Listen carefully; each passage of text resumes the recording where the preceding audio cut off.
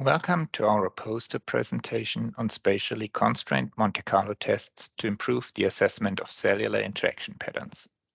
My name is Andreas Spitzmüller, and I'll walk you through this poster on behalf of the computational pathology team from AstraZeneca Oncology R&D. This study is about a comparison of two approaches to spatial randomization in tumor tissue samples. Tumor tissue shows a defined architecture of epithelial and stromal compartments as shown here on the left. In white is the epithelium, in blue the stromal parts, and in red a specific cell population, in this case CD8 positive T cells. For randomization tests, it is common practice to use global permutations across the whole area. However, this totally destroys tissue architecture, as you can see here in the middle panel. In contrast, we propose a constrained approach that accounts for this by separating tissue compartments during randomization. We consider the resulting null model, as shown here on the right, as biologically much more meaningful. We quantify cellular interactions using the G function, aka the nearest neighbor distance distribution. On the y-axis, you can see the G function, which is basically giving the contact frequencies between two cell populations and can be interpreted as the interaction rate between them. This interaction rate depends on the distance within which you consider two cells to be interacting. This interaction distance is shown here on the lower axis. We then use the two permutation schemes to derive significance envelopes under the null hypothesis, here shown in light brown and in red. Part 1 of our study is a comparison of both approaches on synthetic benchmark data generated as follows. We used the compartment structure from real tissues to generate two artificial populations of random cells in each compartment, one with high and one with low abundance. They are shown here as epi-high and epi-low for the epithelium, and stroma-high and stroma-low for the stroma. We then evaluate all pairwise interactions among those populations, resulting in these 16 comparisons shown here.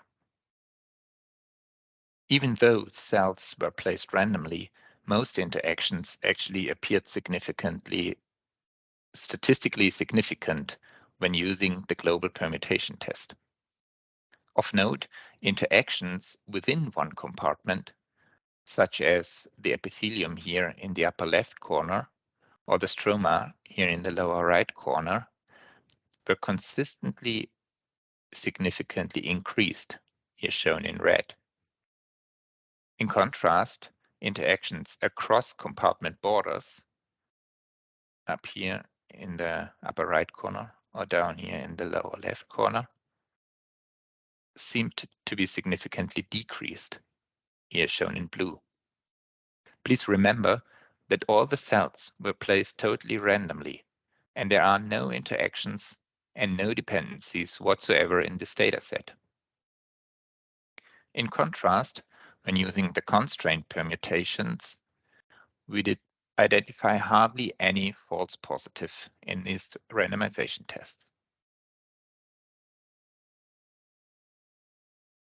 In the second part, we applied both approaches to 1,200 real tissue samples to assess interactions between cytotoxic T cells and either tumor cells, shown here in the upper row of these plots, or cytotoxic T cells marked by CD8 expression and macrophages identified by CD68 expression in the lower rows of these plots. In comparison to constraint permutations on the right, and in line with our synthetic data from before, the global permutations on the left again seem to underestimate interactions across a compartment border, that is between the T cells and the tumor cells. And at the same time, they seem to overestimate interactions within one compartment, like the T cells and the macrophages, two populations that predominantly appear in the stroma.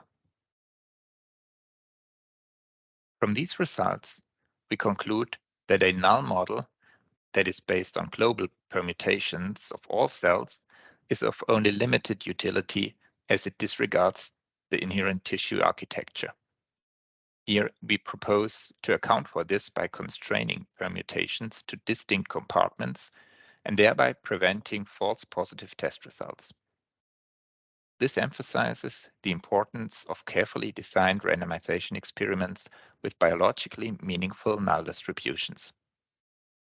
Thank you for watching and have a great conference.